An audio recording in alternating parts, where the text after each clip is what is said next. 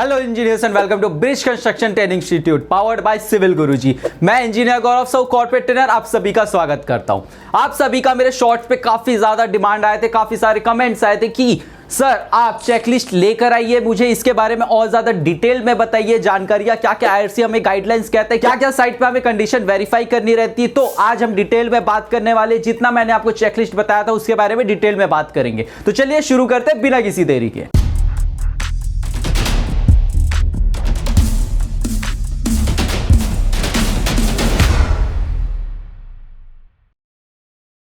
तो सबसे पहले एकदम बेसिक से चालू करते हैं। सबसे पहले हम बात करने वाले नंबर ऑफ लेयर्स एंड उसकी थिकनेस क्या होती है। तो हमारी बिटुमिन की कितनी लेयर रहती है? मैक्सिमम 2 से 3 लेयर रहती है। एक हमारी डीबीएम की लेयर रहती है, एक हमारी बिटुमिन कंक्रीट की लेयर रहती है। आप सबको अब तक तो पता ही होगा कि बिटुमिन कंक्रीट और डीबीएम की कितनी कितनी लेयर्स रहती है और कितना उसका हम थिकनेस प्रोवाइड करते हैं। तो हमारी डीबीएम की सिंगल या मल्टीपल लेयर्स हो सकती है और जिसकी थिकनेस 50 mm से 100 mm depending upon site condition और ड्राइंग पे वेरी करती है। इसके बाद हमारी आती है सेमी डेंस बिटुमिनस की लेयर। तो इसकी भी सिंगल लेयर रहती है और इसकी जो थिकनेस है 25 mm टू 40 mm तक हम प्रोवाइड करते हैं। लास्ट में जो हमारी वेयरिंग कोर्स रहती है, जो हमारी एचडीबीएम है वो भी हमारी वेयरिंग कोर्स में आती है और हमारी जो बिटुमिनस कंक्रीट है वो भी हमारी वेयरिंग कोर्स में आती है। वेयरिंग कोर्स का मतलब होता है कि जिसपे हमारी गाड़ियां चलने वाली, जिसके कॉन्टेक्ट में हमारी गाड़ियां रहने वाली है। जो हमारा डीबीएम है ये मोस्टली लोड डिस्ट्रीब्यूशन का काम करता है, इसको स्ट्रेंथ प्रोवाइड करने का काम करता है हमारा डीबीएम। बट जो हमारी वेयरिंग कोर्स होती है वो एचडीबीएम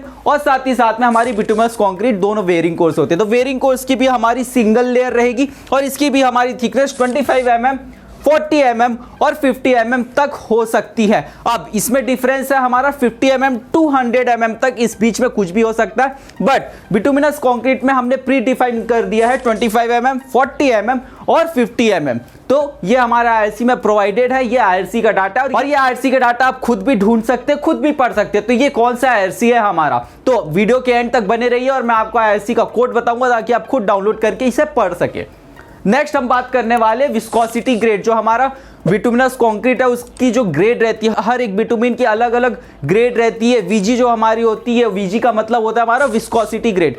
तो बात कर लेते हैं हर VG10 से लेके VG40 तक हर ग्रेड का क्या क्या काम है और कहां कहां पे हम यूज करते। तो सबसे पहले आता है हमारा VG40, जिसका पेनिट्रेशन जो ग्रेड रहता है 40 टू 60 की पेनिट्रेशन रहती है। तो VG40 जो सबसे ज्यादा थिक बिटुमिन हम जनरली रोड्स और हाईवेज में यूज करते हैं, तो इसे हम सबसे ज्यादा कहां यूज करते हैं? तो VG40 ऐसे जगहों पर जहां पे ट्रैफिक का वॉल्यूम काफी ज्यादा है वहां पे हम यूज करेंगे VG40। तो कहां पे हमारा ट्रैफिक का वॉल्यूम सबसे ज्यादा रहेगा? हो सकता है जहां पे हमारा टोल्स प्रेजेंट है। टोल्स में गाड़ियों की स्पीड काफी स्लो हो जाती है, स्लो होकर वो टोल्स पास करती है, वहां पे काफी ज्यादा हैवी ट्रैफिक रहता है। क्यों? क्योंकि वहां पे गाड़ियां जो हमारी हैवी ट्रक्स है, साथ ही साथ में कमर्शियल गाड़ियां और जो हमारी प्राइवेट कार्स और टू व्हीलर्स रहती है, इनका वॉल्यूम काफी ज्यादा रहता है। तो हम वहां पे VG40 ग्रेड का बिटुमिन यूज करते हैं। साथ ही साथ में जहां पे हमारा पार्किंग लॉट है, हो सकता है कमर्शियल व्हीकल का पार्किंग लॉट हो, वहां पे भी हम VG40 ग्रेड का ही बिटुमिन यूज करते हैं। नेक्स्ट हमारा आता है VG30। ये जो VG30 ग्रेड का जो बिटुमिन रहता है ये जनरली सबसे ज्यादा इंडिया में यूज होता है। क्यों? क्योंकि ये दोनों के बीच का, ये बहुत ज्यादा हाई स्ट्रेंथ भी प्रोवाइड करता है, ड्यूरेबल भी है, साथ ही साथ इसकी थिकनेस और कंसिस्टेंसी भी काफी अच्छी होती है। VG30 विस्कोसिटी का बिटुमिन हम सबसे ज्यादा इंडिया में ले करते हैं बिटुमिन। नेक्स्ट आता है हमारा VG20। अब यहां से जो हमारे स्पेशल बिटुमिन चालू हो रही है VG20 VG10। तो VG20 हम जनरली कोल्डर क्लाइमेट्स में प्रोवाइड करते हैं। कोल्डर क्लाइमेट्स जैसे कि अगर हम इंडिया की बात करें तो इंडिया में सबसे ज्यादा ठंड कहां पे होती? क्या वो साउथ में होती? नहीं। क्या वो वेस्ट में रहती है? क्या वो ईस्ट में रहती? नहीं। सबसे ज्यादा ठंडा इलाका इंडिया में है होता है वो नॉर्थ एरिया। नॉर्थ में हमारा क्या क्या आ जाता है? जम्मू एंड कश्मीर आ जाता है, दिल्ली, हिमाचल, उत्तराखंड। तो ऐसे एरियाज में जहां पे ठंड काफी ज्यादा होती है वहां पे हम VG20 यूज करते हैं। क्यों?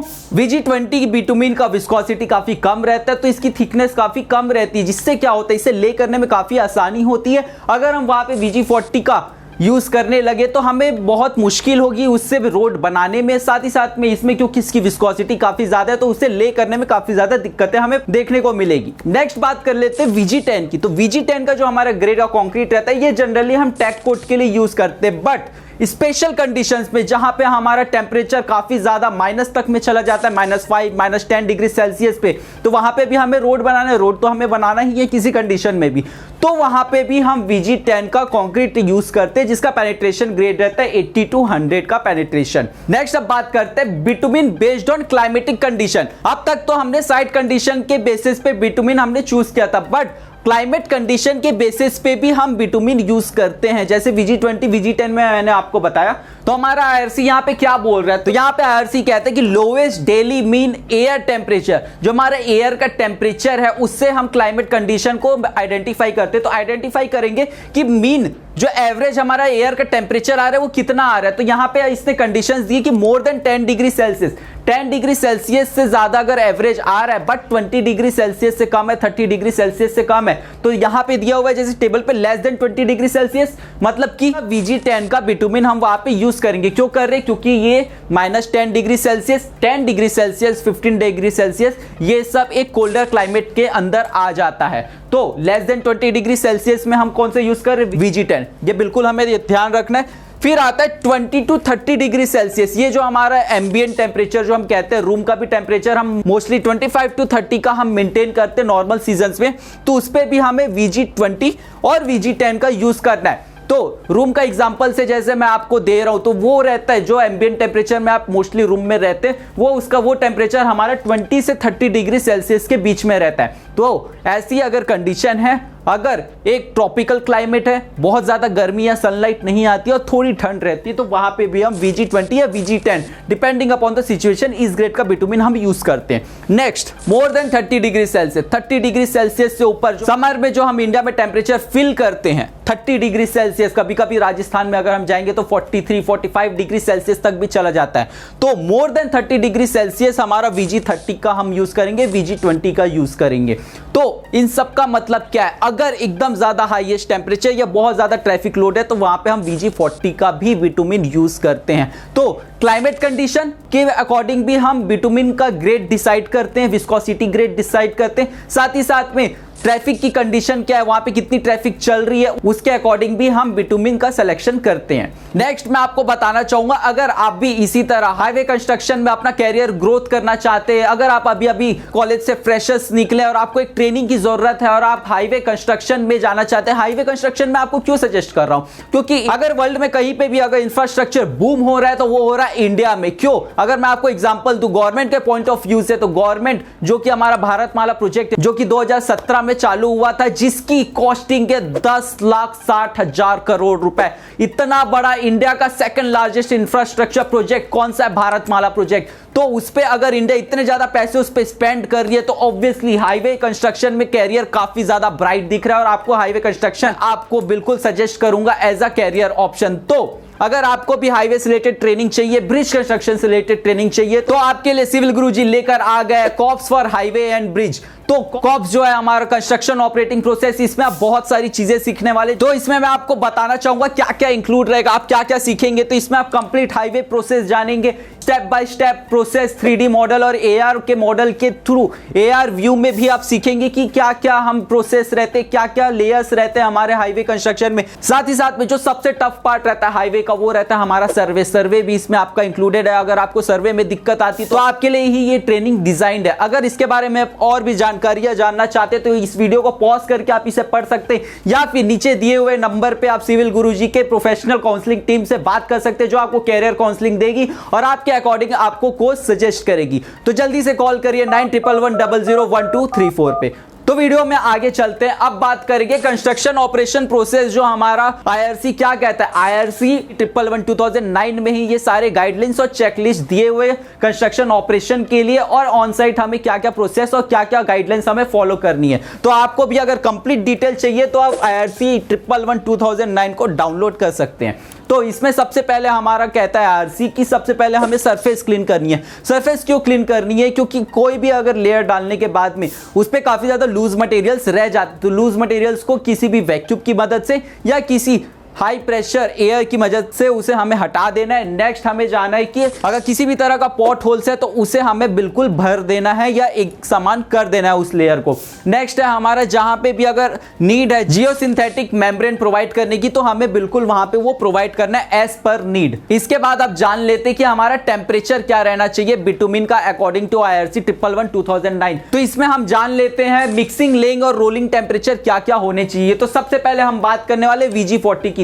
VG40 की बिटुमिन का टेम्परेचर यहां पे बोल रहा है 160 to 170 डिग्री रहना चाहिए। साथ ही साथ एग्रीगेट का टेम्परेचर भी सेम है, 160 to 175 डिग्री रहना चाहिए। नेक्स्ट जब हम दोनों को मिक्स कर लेंगे, मिक्स्ड मटेरियल का टेम्परेचर भी 160 to 170 रहना चाहिए। साथ ही साथ में लेइंग टेम्परेचर, अब VG40 का हम मटेरियल ले कर रहे हैं तो उसका laying temperature minimum 150 degree Celsius होना ही चाहिए। और लेइंग करने के बाद हमें उसे रोल करना है। रोल करते वक्त इसका टेम्परेचर 100 डिग्री सेल्सियस से अगर नीचे है तो हमें रोल नहीं करना है, उस मटेरियल को हमें वही डिस्कार्ड करना है।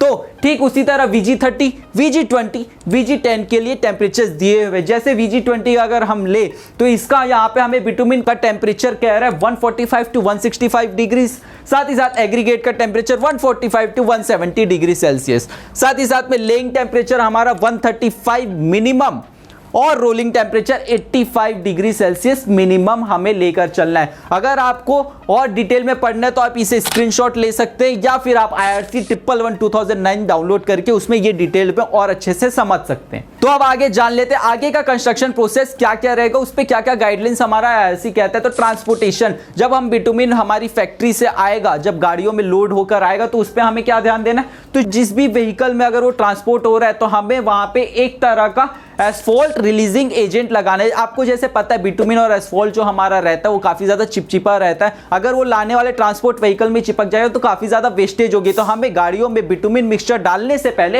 एक एस्फॉल्ट रिलीज एजेंट लगाना रहता है। तो जनरली इंडिया में सबसे कॉमनली एस्फॉल्ट रिलीज एजेंट के नाम पे जो सबसे ज्यादा यूज होता है वो होता है डीजल। डीजल फ्यूल बिल्कुल हमारी गाड़ियों में जो डीजल डलता है वही हम एज अ रिलीजिंग एजेंट भी यूज करते हैं। बट अब मार्केट में और केमिकल्स आने लग गए, अब केमिकल्स भी यूज होने लग गया, but mostly diesel fuel he use होता है। नेक्स्ट आता है हमारा लेइंग में। तो लेइंग में वेदर के अकॉर्डिंग हमें क्या क्या ध्यान रखना है। तो सबसे पहले किस किस सिचुएशन में हमें बिटुमिन ले नहीं करना है। तो सबसे पहले कि अगर किसी भी तरह का वाटर का रुकाव है, किसी भी तरह का पानी का या मॉइस्चर का रुकाव है आपके लेयर में, तो आपको वहां पे बिटुमिन ले नहीं करना है। साथ ही साथ में अगर आपको लग रहा है कि मौसम बहुत ज्यादा खराब है और बारिश होना तय है तो भी हमें बिटुमिन ले नहीं करना है। नेक्स्ट हमारा बेस या बाइंडर कोर्स, जो कि बिल्कुल हमारा बिटुमिनस लेयर स्टार्ट होने से पहले का जो लेयर रहता है, अगर वो आपको लग रहा है कि डैम्प है, पिछली बार हुआ बारिश या अभी रिसेंट में किसी भी तरह का अगर मॉइस्चर कंटेंट आपको दिख रहा है, वहां पे डैम्पनेस दिख रही है, तो भी हमें उसे वहां पे ले नहीं करना है बिटुमिन। नेक्स्ट पॉइंट जो हमें बहुत इंपॉर्टेंटली याद रखना है वो ये कि एयर का जो टेम्परेचर, जो हमारी लेइंग जो सरफेस है उस पे जो एयर का टेम्परेचर अगर 10 डिग्री सेल्सियस के आसपास है या उससे कम है तो भी हमें बिल्कुल भी बिटुमिन ले नहीं करना है। साथ ही साथ में अगर हम मॉडिफाइड बिटुमिन यूज कर रहे हैं तो उसके केस में 15 डिग्री सेल्सियस या उससे कम है तो भी हमें बिटुमिन ले नहीं करना है।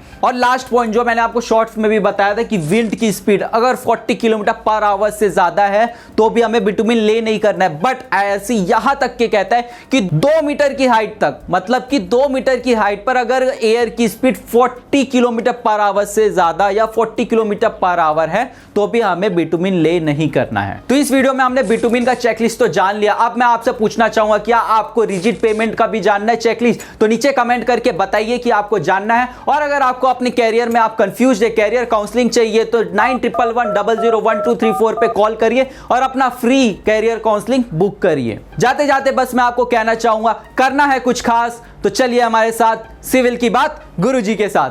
Until then thank you so much.